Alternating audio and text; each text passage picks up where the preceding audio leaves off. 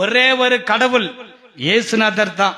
அவர் தான் ரட்சகர், அவர் தான் வல்லமையும் அதிகாரம் உள்ளவர், அவர் தான் கிருபை உள்ள தேவன்.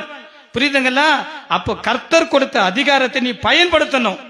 அதிகாரத்தை பயன்படுத்தணும். அதிகாரத்தை பயன்படுத்தின என்ன நடக்கும்? கெட்ட கனவு வரும், ஐயோ எனக்கு பயம் வரும், நான் அவர் கூட சேர்ந்து போனேன், ஜெபம் பண்ணேன், அப்பத்திலிருந்து எனக்கு ஒரு மாதிரியா இருக்கு, ஆகாது. பைபிள்ல கர்த்தர் நமக்கு பிராமிஸ் பண்ணிக்கிறாரு. என்ன பிராமிஸ் பண்ணிக்கிறாரு? அதான் லூக்கா 10:19, அவைகள் ஒன்று உங்களை என்ன செய்யாது.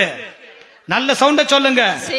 எந்த பிசாசு, சொல்லுங்க எந்த பிசாசு, நீங்க சொல்லுங்க எந்த பிசாசும், எந்த மந்திரமும், எந்த பில்லிசூனியமும், எந்த ஒரு விக்கிரகமும், எந்த பிசாசின் தந்திரமும் என்னை சேதப்படுத்த முடியாது, எங்களை சேதப்படுத்த முடியாது, என் குடும்பத்தை சேதப்படுத்த முடியாது, என் சபையை சேதப்படுத்த முடியாது, எந்த மனிதனை சேதப்படுத்த முடியாது. நாங்கள் இயேசப்பாவின் பிள்ளைகள். நீங்க மாத்திரம் தயவு செய்து அதிகாரத்தை பெற்றுன்னு பயன்படுத்தலன்னா பரிதாபமா முடிஞ்சிடும். தயவு செய்து உங்களை கெஞ்சி கேட்கிற, கர்த்தர் கொடுத்த அதிகாரத்தை நம்ம பயன்படுத்தணும்.